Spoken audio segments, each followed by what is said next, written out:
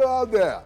My name is Laolu Akonde and you are on Through Inside Sources. But first, here is my take for today entitled The Shame of Primary School Teachers Strike in Abuja and One More Thing. The crisis in Abuja's public primary schools reflects a national pattern of neglect. Public education and healthcare in our country are in steep decline, and low-income families unfairly are the ones bearing the brunt. Quality education in many public schools specifically is virtually absent, and it is the state governors and the local government chairmen that are in charge, not the federal government. So we know where to place the blame.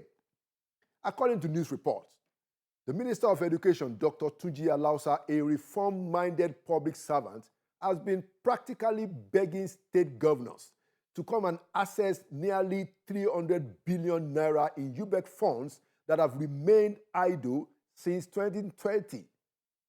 Meanwhile, in the FCT, under the watch of Minister Nyesom Wike and local council chairmen, public primary teachers have been on strike for 3 months over unpaid salaries. According to Daniel Adejo of FRCN, he reported that the strike by the local education authority teachers in the FCT, which began in April this year, has kept thousands of children at home, leaving many parents pleading for urgent intervention. One of the parents was actually reported as saying, and I quote, "For the past 3 months, our pikin dey for house.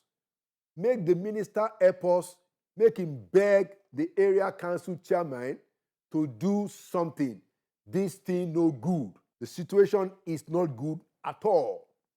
Also, on behalf of the teachers and the students and the communities, What About Us movement, supported by the Action Aid Nigeria, has risen up and they are making the following demands. Number 1, immediate implementation of the 70,000 naira minimum wage, full enforcement of the December 11, 2024 tripartite agreement, payment of salaries from January 2025, and a clear plan to offset at least 5 months of the arrears, at times, some in ostentation, while teachers here in Abuja remain unpaid. That is a moral failure. Where is our compassion? Inside Sources fully aligns with the call for a decisive action by Minister Nyesom Wike and all the 6 area council chairmen to end this strike and restore the dignity of teaching profession, at least here in Abuja. We will continue to monitor the situation and we won't relent until this particular shame is removed from the land. We certainly can do it together. While accompanying the president on official visits across the country is not in itself an entirely inappropriate thing, it is important to state that governors remain and ought to remain closely attuned with the pressing task at home. And instead of showing greater concern about some of those challenges and showing a firm resolve to deal with them, some governors are turning themselves into members of the presidential entourage. I challenge any one of them to show us how many times the then Governor Bola Ahmed Tinubu in Lagos was seen tagging along with the presidents for commissioning in other states when he was serving in the state.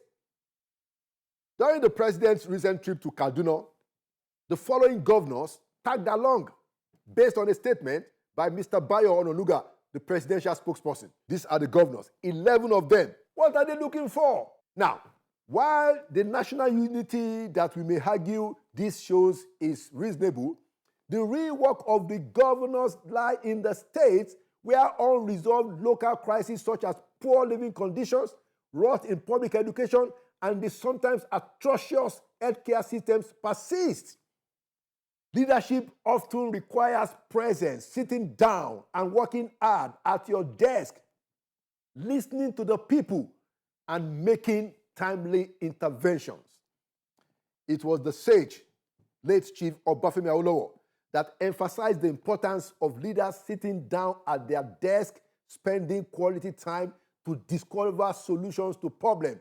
When he said, while many men in power are busy, I jumped the quote, I am always at my post, working hard at the country's problems and trying to find solutions for them. State governors tagging along with the president, which didn't start today, by the way. This is a cumulative behavior. It's been on for a while, but that does not help our situation. With the kind of problems that we are facing in many of those states across this country, we can no longer afford such luxuries. That is if those governors and our leaders are very serious indeed. There you have it. Inside Sources. We'll be right back. Welcome back to Inside Sources. Today, I want to lead the show with an important issue that we need to give a lot more attention to. I'm talking about the fact that teachers in Abuja have been on strike in the last 3 months because of the issue of minimum wage and the consequential adjustments. Now, what it is that the local government chairmen in the FCT are the ones that are responsible. And so they are saying that the monies that they have collected is not for, cut off that part, cut off that last part. To join me in this conversation, I have the chairman of the Nigerian Union of Teachers in the FCT, Comrade Abdullahi Mohammed Shafa. Comrade, you're welcome to Inside Sources. Thank you very much, my senior brother. Thank you so much. Yeah. Like I was trying to say in the introduction, this is a very important issue. That's true. I have a particular concern about the place of public education in Nigeria. Yeah. Many of us grew up when the public schools were some of the best. And so you have a situation where the children of the rich, the children of the well-to-do, the children of the educated, and the children of the poor and vulnerable all went to the same school. Now, it seems that that has now become a fairy tale. So when I found out about this strike that has been going on for 3 months, it just broke my heart that, look, what is really going on? So I thought to have this conversation, and I wanted to start this conversation with you.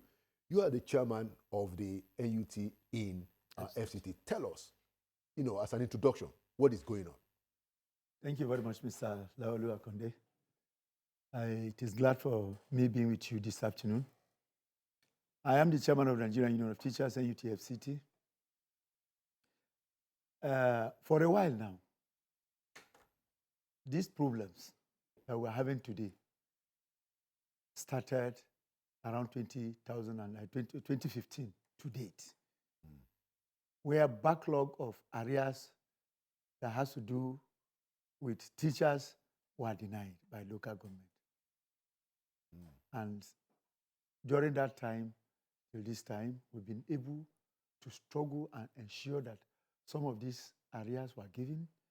We entered into some agreements, templates were produced on how some of them could pay this money. Some of these payments span up to 4, 5, 6 years. But as I'm telling you, some of these local governments are not even doing it. And some of these areas stem up from annual increments, upgrading, promotions, and a host of other issues. Okay. Now, some of these issues, the neglect was that when you go to discuss with the people concerned, you reach an agreement, yet it will not be implemented. In 2015, when this started, we tried up to 2018 before we were able. Take two. You have to call this. Oh my God.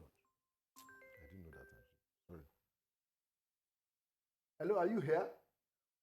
Hello? Just come. Sorry. It's the other guest. Hello? Just come, just come. I'm in the studio. I won't be able to pick. Just come.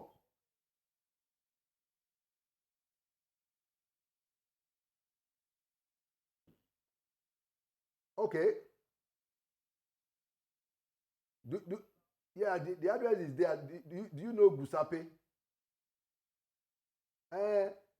Do you know Channels TV? Channels TV. Do you know Channels TV? Come to Channels TV, that's all. That's all. Yeah. Let me put all this thing. He has to just come. I can't be interrupting the show for him. I got that I even picked it. Yes, that's what I'm doing right now.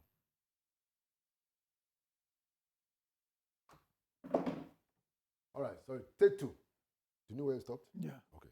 Please continue. So, in those agreements, some local government chairmen were not abiding by it until it took us to where we were today. So the problem that of the current strike. Now, the problems of the current strike that we merge with the former issues were one. There was a wage award that was given by the federal government. By the president, yes. Those wage awards were not given to teachers of the LEAs. That is the teachers of primary school. And the LEAs, you mean the local education authority. Yeah. Which is an arm of the local government. Thank you very much. Now, there was an increase of 25 and 35% from the federal government. Besides the award. Beside the award. So there is the award. Yes. There is the increase. Yes. That one too was not implemented for teachers at the primary school level. Then came 40% peculiar allowance that were given again by the same federal government. And every ministry and parastatal in FCTA, they paid them. But teachers of the primary school were singled out. So what's the explanation that the local government chairmen or authorities give for all of this? What do they tell you? You see, that they don't have money? No, the excuse is ridiculous. It's laughable. Okay, what's it? You employed me to work. Yes. Am I the person that will go to source for what? To pay you again?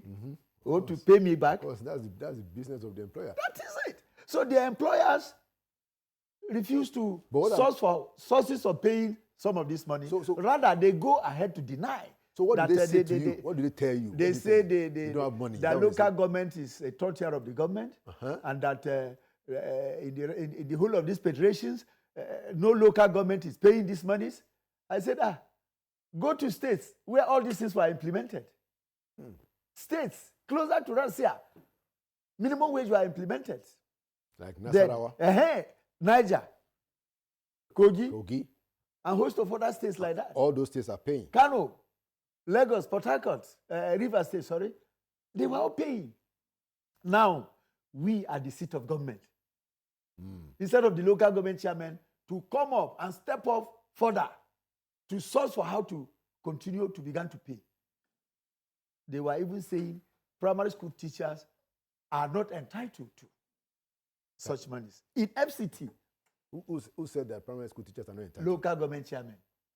So there are 5 of them in FCT? 6. Or 6. So all the 6 area council chairmen, are they saying the same thing? They are saying the same thing. Until when it becomes too tough for them now. They now know that in the federal capital city, we as primary school teachers are part of the FCTA staffers. Of course.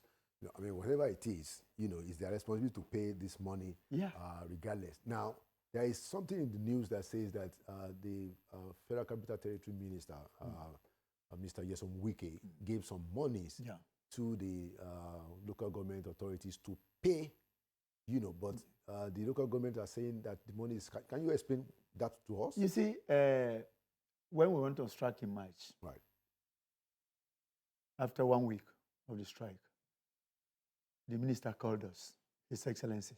Okay. Barrister Yesom Wike. He called you after? He called the union, and the local government chairman together and said, what is the problem? Good. It is the union he asked first. We explained the problem. He said, okay, these things cannot be done at once. But he is going to mandate the permanent secretary treasury to go ahead to submit records from us and get back to him. Okay. And honestly, the minister did approve the record sent to him by the permanent secretary. And that was in April. In April. When the First strike- week of April. When the strike started. Yeah. So we are expecting that these people, after getting that money, will release those monies for payments. They kept quiet until that month ran out. We were asking the permanent secretary. He said he has released the money. Do we know how much? 4.1 billion. To all the 6 in local April, governments? in the 6 area councils of FCT. So this was specially released by the Minister of Wike FCT, yeah. to say that, look, we Take can't this pay money the to OC, settle but this at problem, least- but start with this first. So now, all the local government chairmen, they have not paid a kobo out of that money to teachers? The funny thing is this. It was in May. They now paid. Okay. Did they now start paying? Yeah, in April, sorry. They start paying. At the end of April? At the end of April. Okay. So what but happened? not with that money again. With the allocation coming into them from the federation account. No, how did you figure that out? You are giving money Yes. in the first week of April to pay. Yes. You did not pay it. Waited And you are till- supposed to pay it. That is to pay in that April for March salaries. Okay, so they I didn't get that. They didn't pay. They March didn't salary. pay. They didn't pay. They are March supposed to salary. implement with batch salaries. So before that April, what is the backlog? How many months? As were at they April, owing it was 8 months. that they were owing. Yeah. Okay. So when it got to April and the minister gave them some And they money, didn't pay. they didn't pay until the end When of they, April. When When they paid end of April, what did they pay? Did they pay all the backlog? No. Just to implement. And So what does that mean? What to implement? Just to implement Implement what? the new minimum wage. Okay, so they paid that. They paid the new paid minimum that, wage. but they at were the not end able of- to sustain it in other subsequent months. Okay, so that come up. So they just paid in May. And in this implementation, some area councils, though one area council, Jetisan, what do I mean? You are supposed to pay me 70,000 naira as benchmark. Yes. You gave me 40,000 naira flat rate to all staffers. You understand what I'm saying? Yeah. The 30,000 minimum wage is there, known by everybody. Okay. Now, when you add 40, it becomes 70. Yes, but that is the new minimum wage. Which is now the real minimum wage. Yes. But they are saying no any allowance is going to be attached to it. They are only paying that token of 40,000 naira, which we did not agree with it. In addition to the 30, That is it. 30,000 was the former minimum wage. Yes. But now it's 70,000. 70,000. So they said they are going They to pay. only increased 40,000 round the table. And they should, so consequential adjustment should be more It's than not that. there. It's not there. No consequential. Nothing. All right. In any case, they paid that only for May. And they stopped again. They stopped. Up till now, nothing is happening. So now, when you said that it's not the money that the minister gave them to pay, does it matter, where the money is coming as long as you guys are paid? It does not matter. But when actions are supposed to be taken, let them take it. That is what we are saying. When we cried to the minister, and the minister said, okay, look, I'm going to look for part of this money. And he gave approval for 4.1 billion. Within 1 week, what are they supposed to do? Yeah. For us to go back to the class, they are supposed to do that. They immediately. waited. They waited. And They used the money and call it signature allowance, or what do they call it? That the money is from the federation account. It is a signature allowance. That is what I am educated, but I have not gotten this education yet. We are opening the forum to the chairman. I see that they have also done a press conference. Yeah. I think a couple. Severally. Yeah, but this problem is still there. It's still there. And it's important for them to clear to clear the hair. Yeah. Because it will seem that the minister of the Federal Capital Territory was able to do his part. Even though really, but we have their not own been able to responsibility. see it. But even the monies that they gave you guys for May, it didn't address the backlog. No. Not at all. Okay. Not at all. Because they could say that, well, okay, we paid for May, we're also going to pay in June, and June still has maybe a few days to go. The most important thing here is this, just as I've stated earlier. When you don't have capacity to do something, what do you do as a government? Yeah, you go further, you step further. You try and enlarge your capacity. Yeah. That is it. We are in the Federal Capital Territory. Let me give you one example. Yes. I'm coming from Abuja. You know Abuja? Yes. If you are going to Lokoja. Yes, yes. That is where I live. I know the place. And there are teachers who leave Abuja to teach in Gwagwalada. There are teachers who live in Gwagwalada to teach in Garki, the city center here. Yes. You can see the distance. Yeah, yeah. Now, you can see the hardship we are in today. Where 5,000 naira cannot fuel your car from Gwagwalada to Garki and fro. Back. The same thing to the person in Abuja, to the person in Karshi, in Buhari. These are distance area. And you know teachers, they don't have money to rent big houses in Garki, in the city center here. So everybody is living at a place where he feels he's going to be comfortable. Yeah. But he must travel every day from Monday to Friday to go to his place of work. Then you are denying him all these allowances. Yeah. You are denying him all these rights. And you want him to put his best in that work? Yeah. It's not possible. Thank you so much, Comrade. Like I said in my take, I think it's unconscionable that here in Abuja, where over 50% of the resources of Nigeria is being distributed, and we can see it, that the teachers are being treated this way. We're going to keep an eye on this matter, and our forum is open to the local government chairman if they have any explanation. Thank you very much. But it's heartbreaking that 3 months. Very serious. So the pupils primary school. Look at the change of issues on ground. And it doesn't concern them. Because if it concerned them, by now, they will have pressured the minister. They have a member in the Revenue and Fiscal Commission where some of their teaching problems can be channeled to. They didn't go there. So what they are interested in is just playing politics. Now, playing politics with the educations of the people that will elect them. Playing politics with the workforce in their local government. Is this also happening to other local government staff? That is it. The Norgay, they are part of it. They are part of this strike. So they are also on strike? For the past 3 months, they have not resumed. So you can see that our healthcare system is down. So is it the entire local government staff? Yes, local government machinery. Wow. Kai. Local government machinery.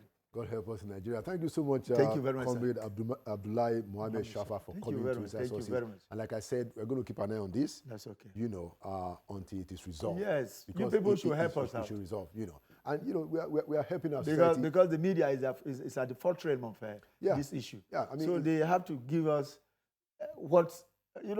because of this. In the past I don't even watch televisions. And when I want to watch, it is a channel because their news used to come late. That time I will have slept and woken up again. That 11 o'clock news or 10 o'clock. Yeah. I watch it. Okay. I watch it. Good. See, you get that? Yeah. But when you listen for the past 2 weeks, NUT has been on the media. BBC, News Central, Arise Television, host of other premium times, host of other media houses that we don't even know. All of them are calling me to ask me, what is the problem? We narrated the whole thing to them. But we appeal that there should be sympathy on the part of the teachers. When you look at the United Nations Act, the Charter, right? Girls' education, child education, of course, is foundational. That's it. And that's why I said at the beginning that we have done it better. We appeal to the minister. I want to appeal to the minister, especially. Okay. I know he's making some efforts. The permanent secretary some weeks back called me to say they want to have the overview again of the financial involvement of all these areas we are talking of. I sent it to him. So how much is it? It's much. It's much. You don't want to say it? Over 20 billion. What? I mean, because in one area council alone. Yes. Like the municipal area council. Yeah. you know, they have a lot of primary school teachers. Yeah. Because schools are spread everywhere. Well, the question, Comrade, the question is not that it's too much. These are entitlements of people. That is it. Yeah, you know, That is it. I mean, you guys shouldn't bother yourself about that. That's okay. These are entitlements of teachers because and other staff. You know one funny thing? They will say teachers are too many.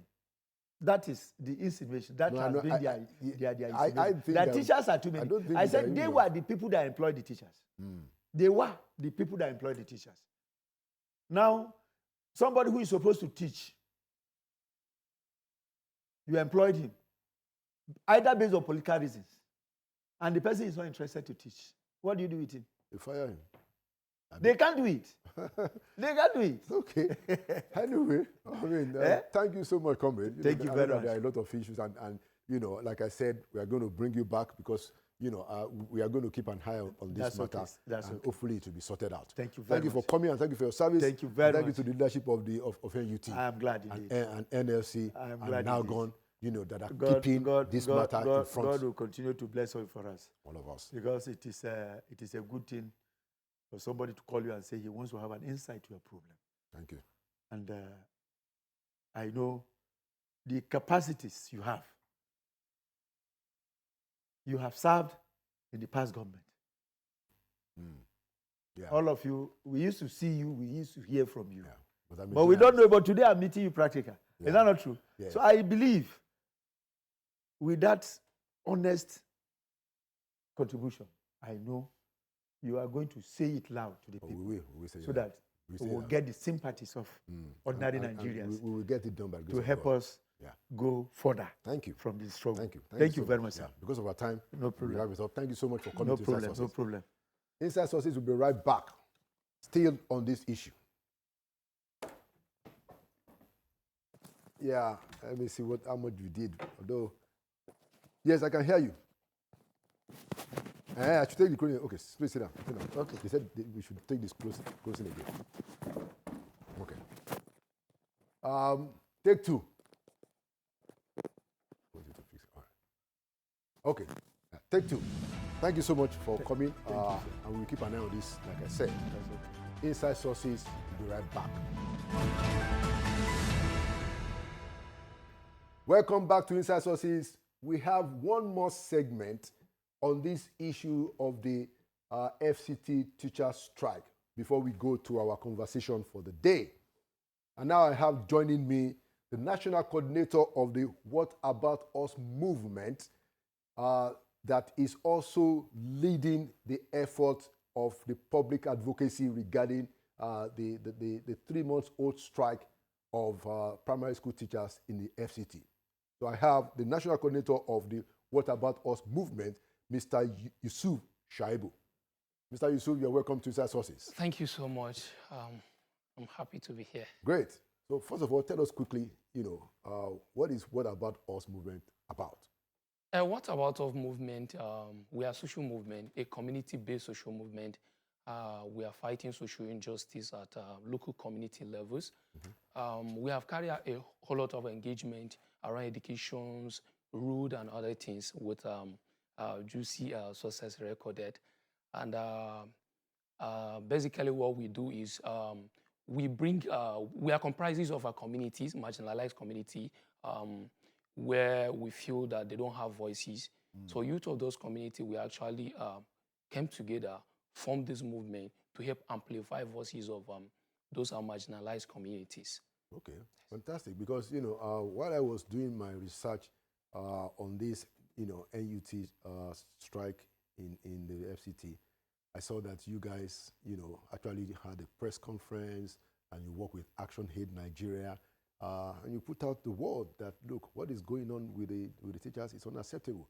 So tell me, what's your own view of the explanations that has been given by the local government administration, regarding their inability so far to pay the teachers?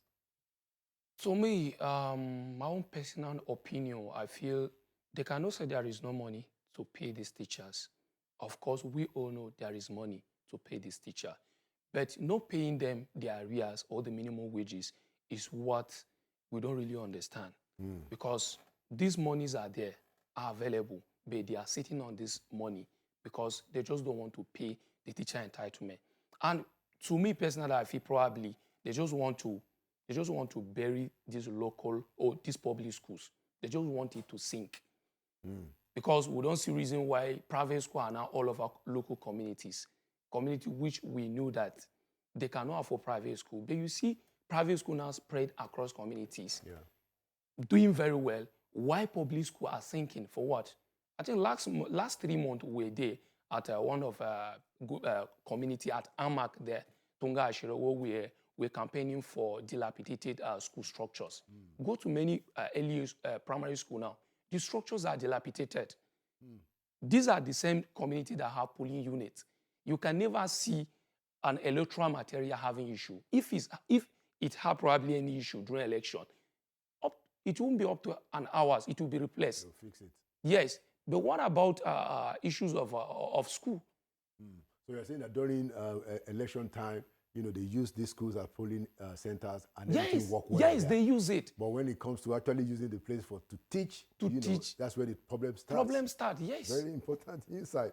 Very important insight. So have you guys been engaging with the government and the teachers?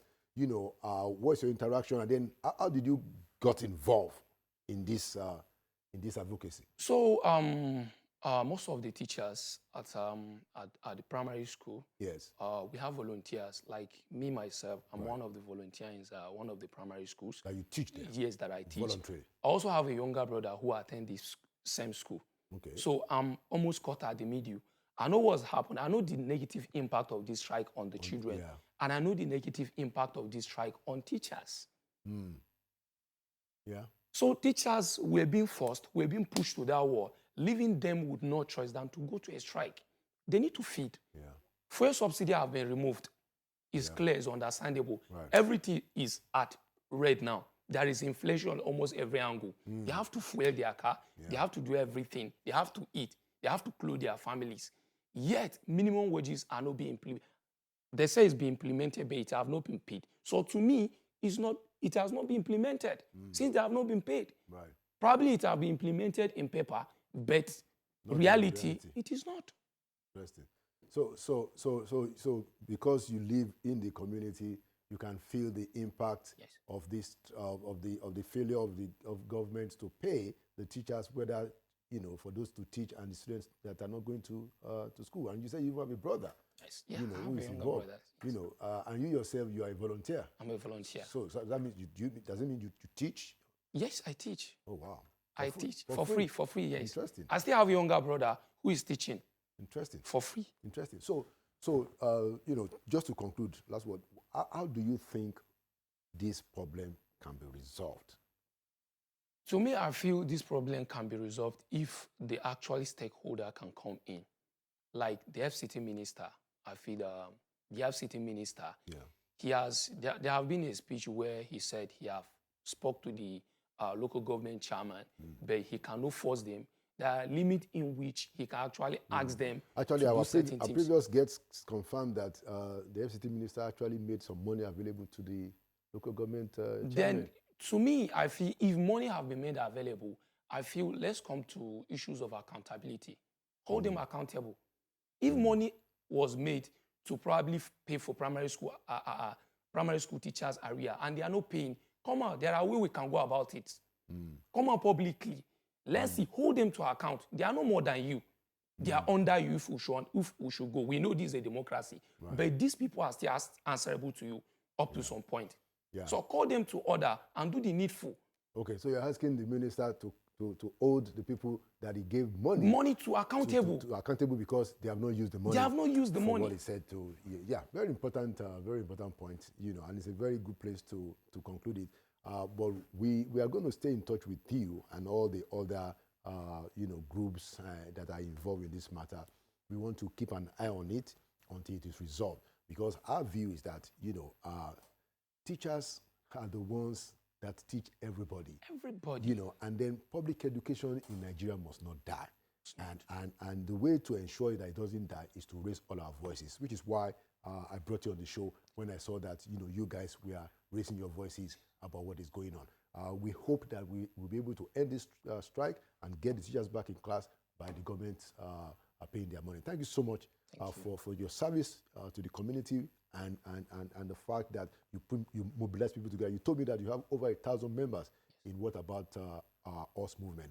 Great job, and thank you for coming to Inside Sources. Thank you so much. All right. And there you have it. We will keep an eye on this issue, but in our next segment, we're going to have a conversation today featuring Mr. Omoyele Sowore. Inside Sources will be back. Welcome back to Inside Sources. Today, as we continue the conversation on the future of our country, we want to look at some of the new narratives around June 12 and a few issues around the state of the nation.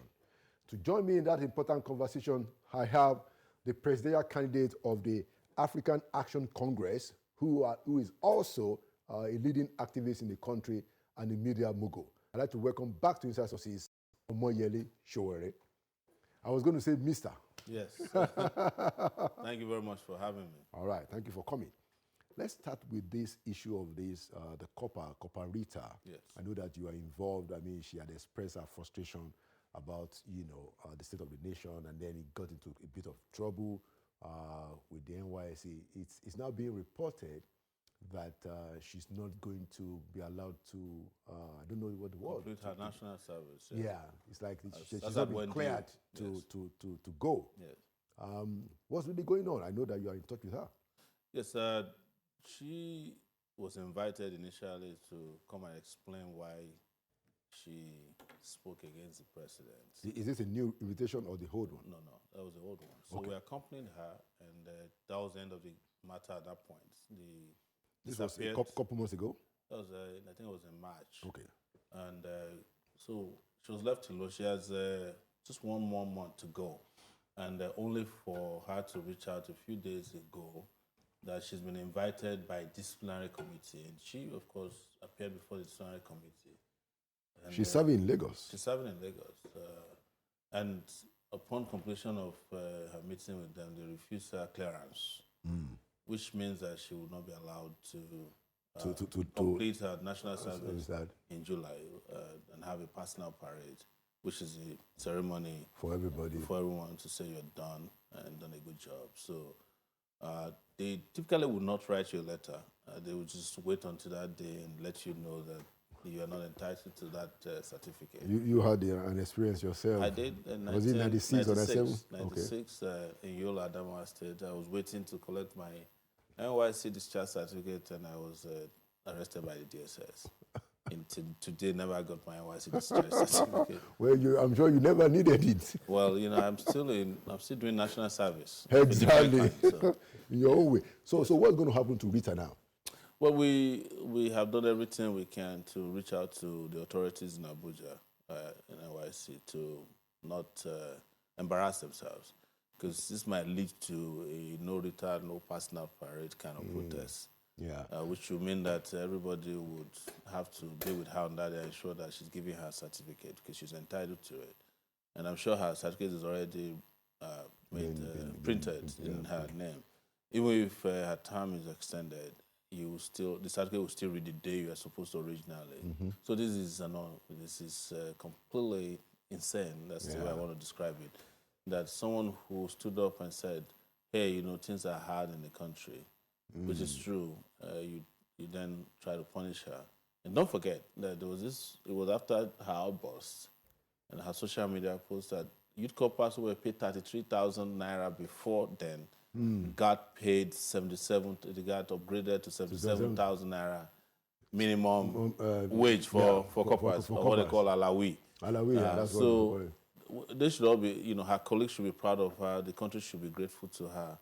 And as I described it yesterday night, this is actually national service, to speak truth to power. Yeah. I mean, it's, we have to express the worry about, what some people have actually described as the shrinking space for civil it's unbelievable dialogue. that is happening with the, I call them our friends, or frenemies, who came on the back of fighting for human rights, pro-democracy, people who had engaged in protests several times, people who had, done things that could be described as treason. And some of them actually haven't been originally cited for treason, and they're using the same government under a democratic era, to victimize citizens as largely as they're doing now is just unspeakable, horrible, and unconscionable conduct on their part. But I don't think they have conscience. Today, before we came here, I was also in court with some of the young people, some of them a little older, who were arrested in August of 2024 for participating in the environmental governance protest. They are still on trial for treason. So in that case, I thought the Attorney General entered Nole, Nole prosecuted. For the minors. Oh, for the minors, okay. But he has refused to enter Nole for the non-minors. The non-minors. Yes, the comrades. Well, I mean, it's... the point that I like to make is that I do know that it's, I haven't served in government. At times, it's possible that the people doing this are not the IOPS, but this is the opportunity they get to fix it, because just like you said, I mean, many of the president in particular, we know of his democratic credentials, and if he's not part of what is happening now, including what is happening to Rita, I think this is an opportunity to step up and make sure that the lady is not harassed for speaking her mind under a democratic government. And just like you also said, even these protesters, if they have any evidence, maybe tell us what happened in court. As it's typical of the Nigerian police, they came and asked for an adjournment, claiming that the man who originated the case, one police officer, Simon Law, SAN, who was kicked out of the police and is also going to be facing charges for falsification of documents and age very soon by the same Nigerian police, that because he left with some of the files and they need more time to I hope people reorganize and commence the trial properly. But this has always been their strategy to waste time. So I was in court. It was a very tense outing between them, the lawyer from Femi Falana's chambers, Marshal Abubakar, Deji Adeyonju, and the police lawyers. They were slugging it out. But are the defendants, they are not under detention? No, they've been granted bail. Okay. But most of them have had their accounts frozen, properties like their phones were taken from them. So and they've not been restored? They've not been restored because they claim they're going to use them for evidence in the trial. And the trial has not gone anywhere in 1 year. Oh, my God. Yeah. Well,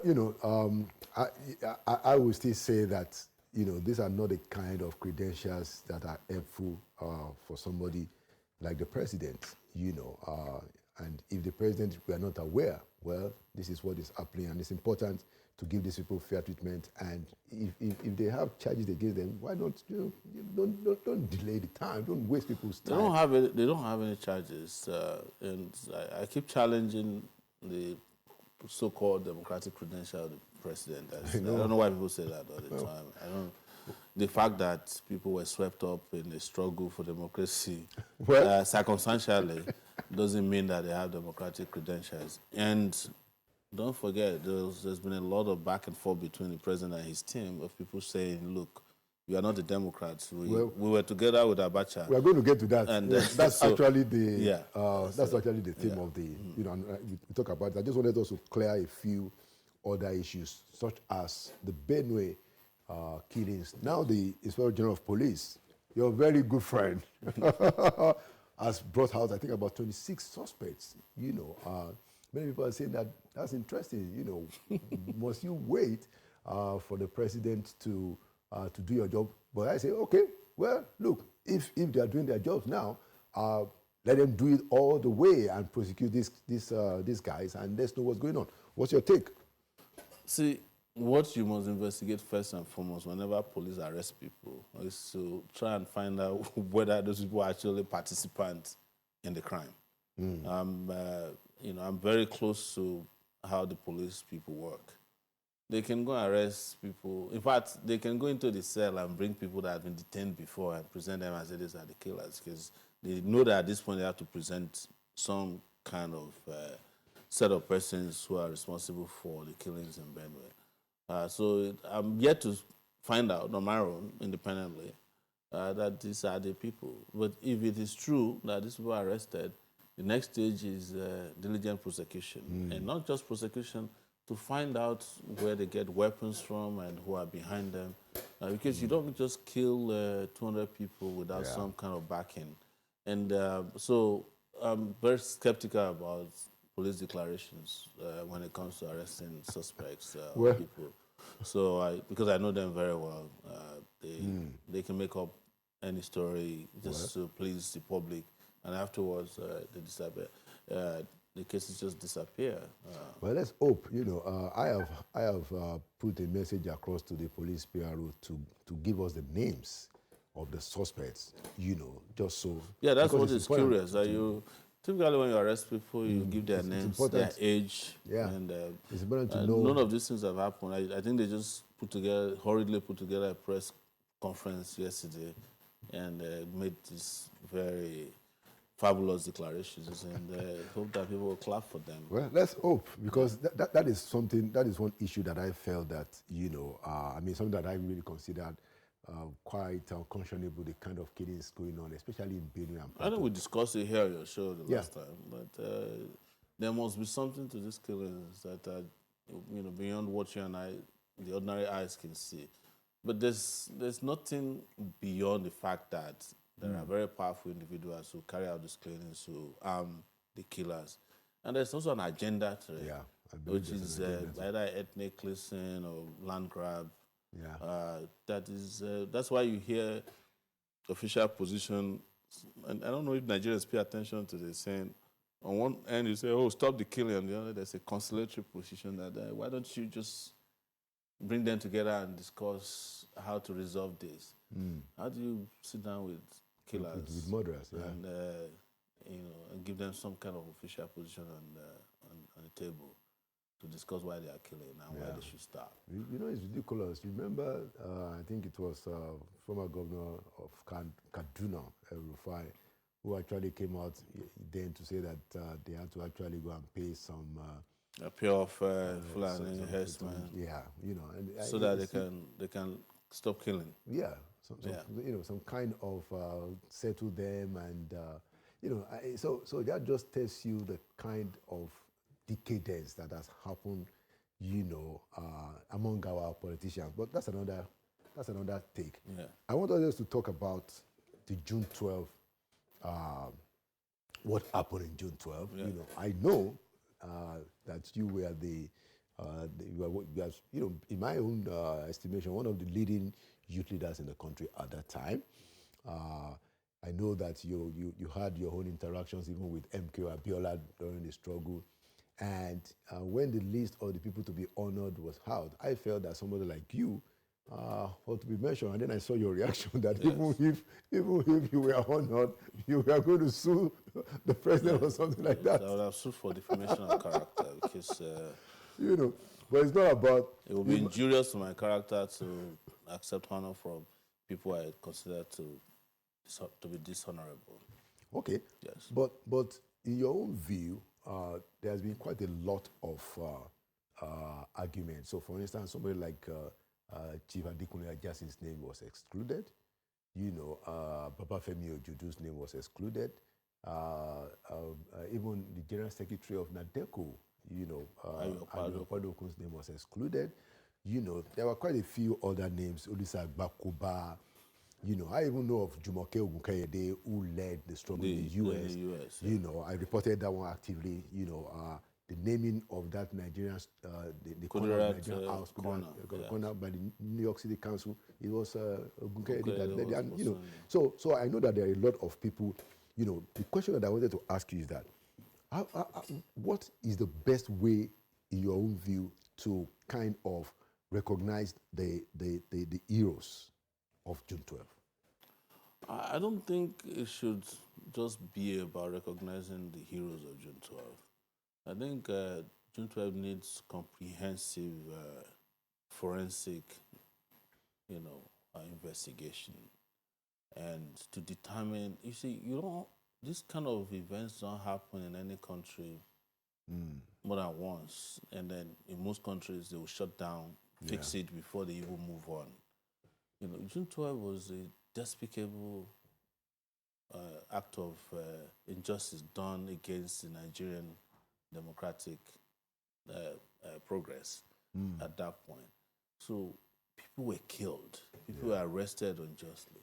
Businesses were destroyed. The march of the country towards economic progress was interrupted. Money was stolen. And so there should have been a panel first set up to look at what happened throughout the June 12th. Documented. Different from Okuta panel? No. Okuta panel was a general panel that looked at military abuses. It didn't discuss many things. I'm talking about something that is also forensic. It's not something you just dismiss. You set up, and I'm not saying something public hearing alone. Of course, there could be a portion of it that's public hearing. Right. But to look at how many people really died during June 12th. Who killed them? What were the circumstances? You know, who was the election won? Who won the election? Well, we know that already. We know that. And I think, I don't know if they've declared Abiola president yet. Well, but he should be officially declared a president. He's dead. Well, it doesn't matter, because families of dead presidents are also entitled to certain recognition. Let his family also enjoy that. So he has, all this should be discussed. Up to the students who got expelled from the university, all this should be documented by the Nigerian state and then put in one place. June 12 should be taught as a course from primary school to secondary school, to say this is what happened to us. You know, it's just like going to South Africa and saying that you don't know anything about apartheid, or that we shouldn't talk about apartheid. They're still investigating apartheid till tomorrow. Yes, the Jews are still investigating what Hitler did to them in Germany. So why should something of that magnitude just be glossed over? That is why the likes of Babangida are writing books. You know, yes. And it's very interesting. Maybe the starting point is to look at everybody in that hall who came to Babangida's book launch. First of all, put them aside and say, "Come and explain what you knew about the annulment of the June 12th. How did you benefit from it, or how did they affect you?" Because so many of them even came out openly and said, "Well, we really enjoyed ourselves." So, but of particular note will be those who were killed. To let us have closure, those who disappeared. You know, and for everybody who is still around, who was in the military services, the police, we call them, you know, whether you are 80-something years old, because the people who committed atrocities during the civil rights era, they are still facing the consequences of their action. I remember, I think, you and I, when the US, when an 84-year-old guy was arrested and jailed for the bombing of the Birmingham church. You know, maybe he died now, but this must be done some 10 years ago. I remember that. So you can't just have closure without inquiry. That's the point I'm making, and that will be my position on June 12th. And then to compensate people, not national award only. I know of a guy whose leg was cut off during June 12th. He's still alive. There should be a fund set aside to compensate everybody who lost something. That's because you can't give everybody national award. You know, and yes, this is not. I mean, it's part of the reason I can never accept a national. It's like it has become what Nigerians call war. You know, every Tom, Dick, and Harry gets a national award. I can't even associate myself with it. Apart from the fact that I generally don't like awards, but this is how I think the June 12th era should be approached. Critically and intellectually and historically. Yeah, I mean, I also think that, and I've also called for that on this program, that there should be some kind of truth commission. It may not necessarily be a truth commission, because for me, truth commission sounds a little bit esoteric. Because and we have to reconcile. Yeah, this one we are not reconciled. We just want to find, this should be a fact-finding mission to find out what went wrong with everybody, you know, who pulled the trigger, who gave orders, you know, because some of them are still around. Yeah. That is why people like Mustafa can run for president, because you just look at you and laugh at you and say, you know, we shot and killed some of you. You know that some of those guys he was using at that time, and I confronted him once openly. They're still with him till today. Oh, wow. Yes. The guy who was accused of exposing Kudirat's location to them is still with Mustafa. Wow. They're still hanging around. That's the guy, the who was Kudirat's PA. is now a Mustafa's bodyguard, or one of his many bodyguards. Wow. You are hearing it from me, yes. Interesting. Wow. Yes. That's so. I mean, yeah. I mean, certainly. Most of those BG guys are still around him. Yes. Wow. That's a serious one. Yes. That's a serious one. You know. Anyway, let's move along. You know, point well made. I just also don't think that we have done it right, Sha. At all. You know, I don't. You know. So we're just, you know, this is just haphazard. You know, and that's what you mentioned. Yeah. Let's use this occasion to just remember some people, and you know, exclude the ones that are not too nice. So we send a message to them that we don't tolerate the way they are behaving and all of that. And because it's done in a haphazard way, you know, maybe they just ask one person last minute, please, can you compile a list? And the person will remember that Ojudu offended him. And that Agbakoba did not support us during the election, and whomever. So that's what happened to this ad hoc leadership arrangement. My view is that the list, you know, I mean, for the aspect of honoring people, should have nothing to do with the whims and caprices. That is if the list is prepared by honorable people. Yes. Anyway, yeah. But what do you think about what Lamido, Sule Lamido, the former governor of Jigawa, who was the secretary of SDP, who made some very, you know, I think quite ridiculous claim. Yeah. You know, what's your take? So some of the claims that Lamido made may sound outlandish. That's Lamido style. You know, they might have gone to him and said, "Look, we need somebody to say something outlandish," and he decided to say it. But we must not also ignore some of the truths in it. That Tinubu was close to Abacha. The reason I'm saying so is that I also listened to Olagunso Yoyinlola. What did he say? He spoke in Yoruba. I just watched it this morning, where he said Tinubu was supposed to be his deputy.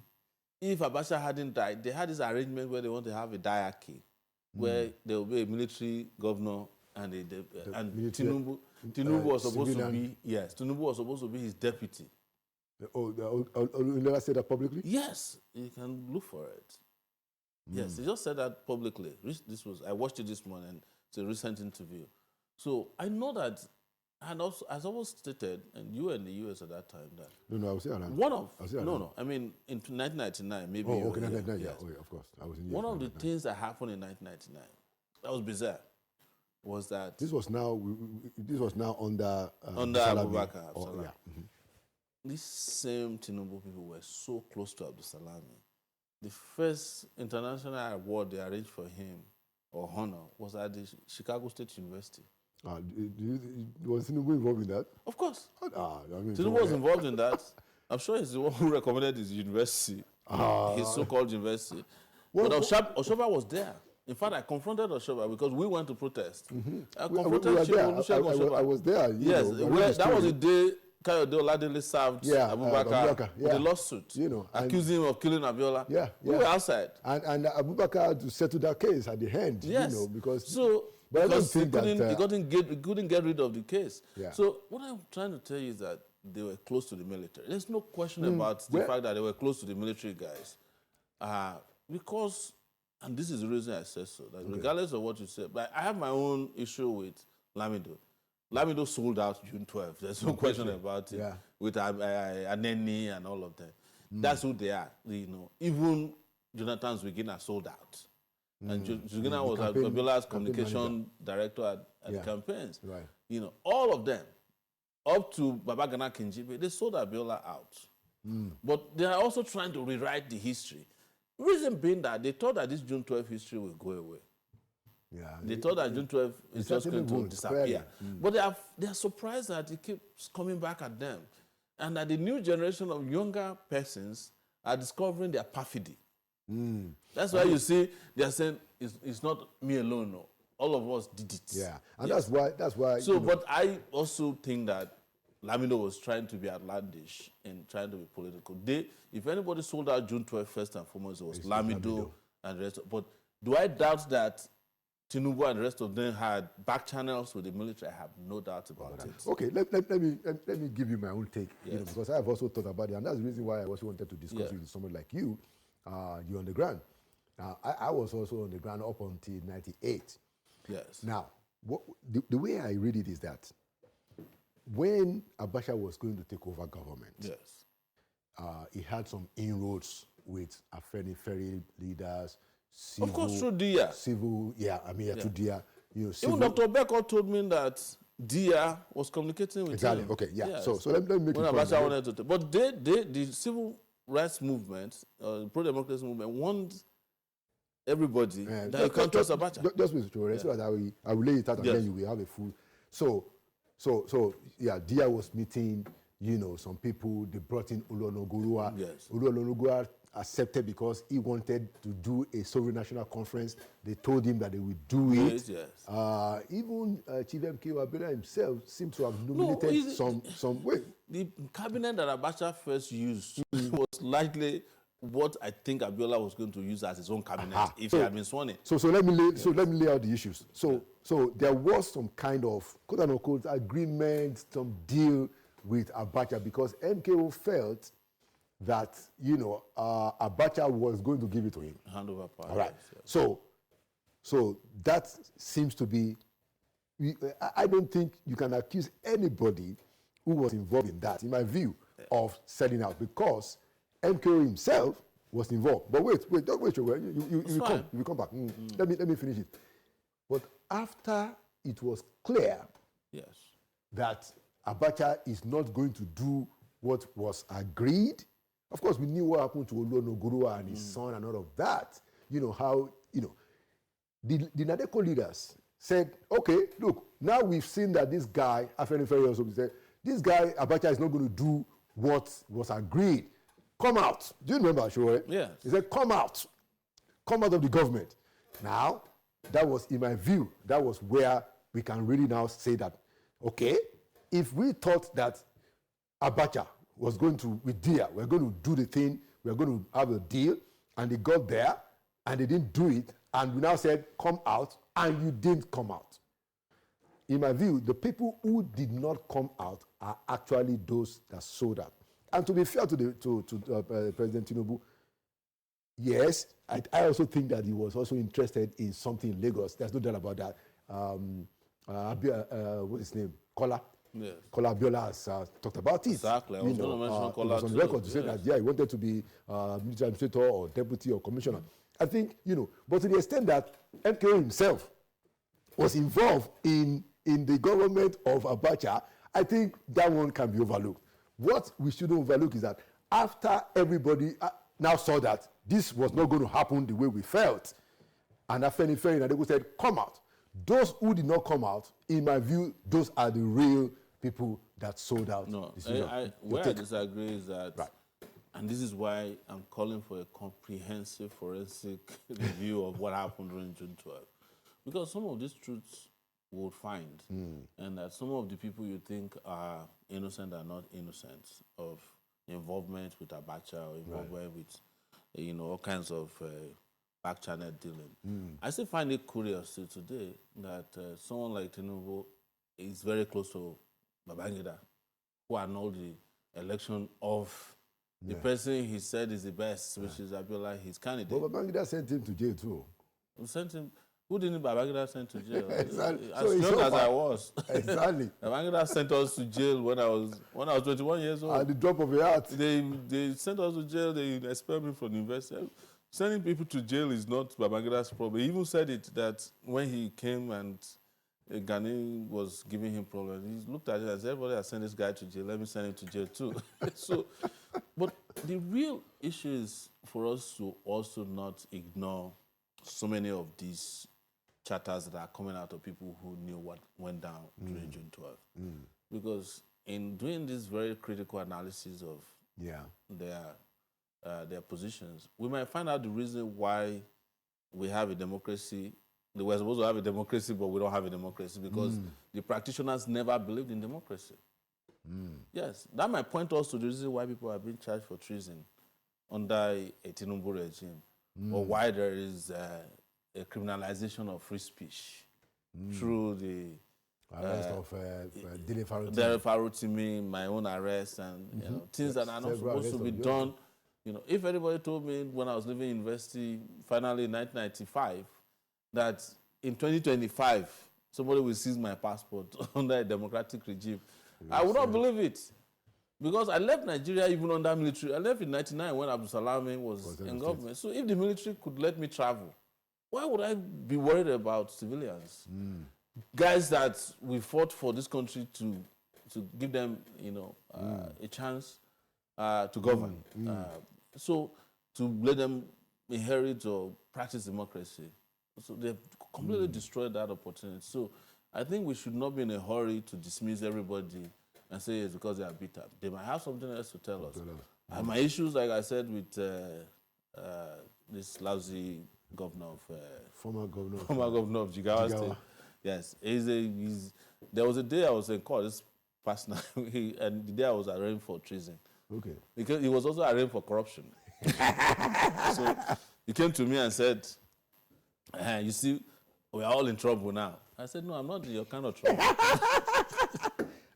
So I said, please, I'm not in your kind of, you stole.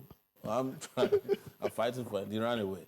So he can be very reckless. Okay. Yes. Yeah. I mean, but you know, when he spoke, then the presidency responded, you know, and then Dele Alake, Dele Alake then also went out on a real bench.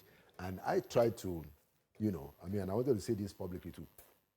I tried to get, and I want your comment, Ayo Padoko, you know, who's an elder, Mr. Yes. Padoko, to come and explain, you know, I mean, tell us, you are the secretary of NADECO. Yeah. What's your take about all these things? They say that, you know, Tinubu did this, Tinubu did that. You know, at what point did NADECO, you know, agree to work with, well, not NADECO, Afeni Ferry agreed, because I think they formed NADECO after Abacha had, NADECO was 94.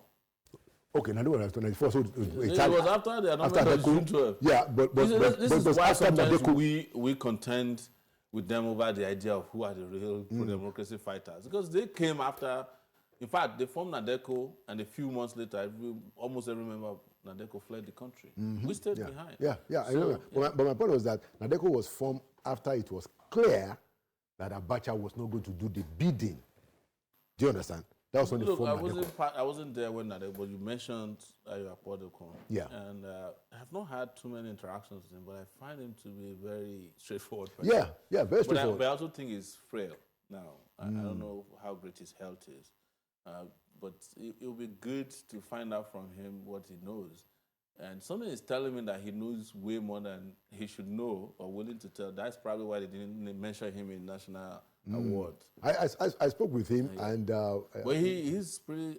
I've had conversation with him before in which he mentioned some of these things. Yeah. Yes. You know, I mean, so I said to him, very fond of the very outlandish claim that that's the thing. Tinubu is a pro-democrat. That is why it's important for someone like him to speak. And he said to me that, well, he's not speaking yet because the whole thing has been made to become, in his view, pro-Tinubu or anti-Tinubu. And I said to him that, look, it's important to clear whatever it is. This is very historical. And he said that he was going to do a book. But the reason why I brought that out as we conclude, you know, on that issue is that it is very important that we clear this June 12th thing. Just like you said, I don't think that it's going to go away like that. No, but that is what they are contending with. The people who are not June 12th thought it was a joke. And then it ballooned and exploded in their face or faces. And then after June 12th after Abiola died, said, okay, Abiola has died, Abacha has died. No victor, no vanquish. But they know who the victor is now, and they know who is being. It is at this point that they are getting vanquished that they are seeing all the pushback. I think June 12th is going to be very, very central to the political nervous system of Nigeria for a long time to come. Now we are going to hear more and know more, and I'm very eager that we get to the bottom of it. Yeah, very soon. I think so too, because you made a very important point that perhaps the challenges of democracy that we have today, is because we have not properly Exactly. We have not understood investigated the what- people who how- claim to yeah, have you fought know, for democracy, but- to find but- out what they were fighting for, whether Yeah. it was democracy or their Oh, no. pocket. But I think that, to be fair to the president, he did a lot of support for Nadeco. Clearly, you can't take that credit away from him. He did a lot But of that's- support. that's opposition. After That it may was not clear be- that Is it, I'm Abacha not was a going to member of hand over. Nadeco. I know. You know, I But would, you are on the ground. I would take the likes of Gani, Bekor, and some Kuti. Professor Wole Soyinka.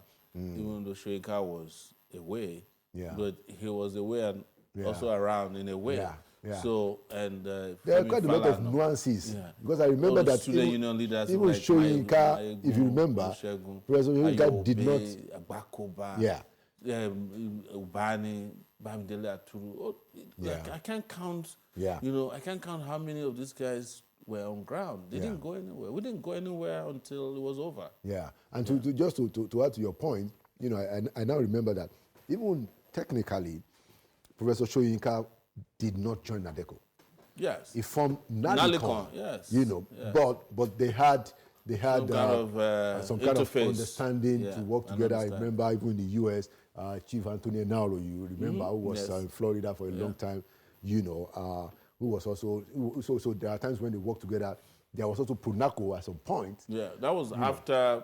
After Nadeco's Yes. reform Pronaco. Yes. So all these things, it's important for us to have a clear and straight narration of exactly what happened, Truthfully. And, and that was why I thought that, okay, maybe you said that there should be forensic, but there's also a place for that truth commission, because one of the things that truth The commission will reason I do don't like to is to straighten out the issues too, that this is what happened. The Truth Commission in South Africa and the one I was head in Nigeria didn't actually bring out much truth. No, the Okuta panel wasn't a truth commission. That was a soap opera. Anyway, last question, the coalition politics, is the African Action Congress, of which you are the candidate. Are you involved in any kind of coalition? No, last time I was here, I told you that we're not part of any coalition. I can't be part of a coalition in which Rufai, all these Buhari people, Amechi, David Mark, of Malami are part of this. It would be unconscionable on my part to be part of any coalition of people who are not June 12, people who came and destroyed the Nigerian economy, violated human rights just yesterday, to be part of them. I also remember that I told you when I was there last time that the shadow government was not going to The shadow government of it has Professor moved from the Pazitomi. street to the courts now. Because, like I said, why form a shadow government when there's already, the government in place is already a shadow government anyway. But I think what is important and what we must take seriously is that I'm very concerned that this whole coalition conversation is a distraction that is not allowing Nigerian people to get sufficiently angry enough so that they can organize real opposition against the regime. And I dare say, and I suspect, that some of these coalition people are actually coalition of opposition set up by the regime itself to make it look as if some people are opposed to the Tinubu regime. That's one strategy that we have noted in the coalition. Because they first of all moved to the SDP, which I told you would not work. Yeah. And now SDP has fired the chairman. they have chairman fired, is and saying I'm that sure the no. chairman will say he will not be fired. And then, So they have entered their own phase of a crisis that is predictable. And they'll go to court. If they are not careful, there won't be anybody to upload their presidential candidates during the election. And that works for the ruling party. They wanted to go to ADC and then now they have applied for a new party. for a new party. They may not register a new party. The reason I say so is that Tinubu, I look at it and say, this is the mistake Jonathan made. I don't want to make it. But if they fight hard, they can get a new party registered. I'm in support of registration of new political parties. I want Seun Kuti's party, Fela's former party, the movement of people to be registered. So we need some vibrant left-leaning parties to challenge the status quo.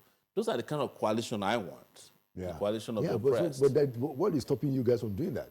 We're having conversation. We are mobilizing the people.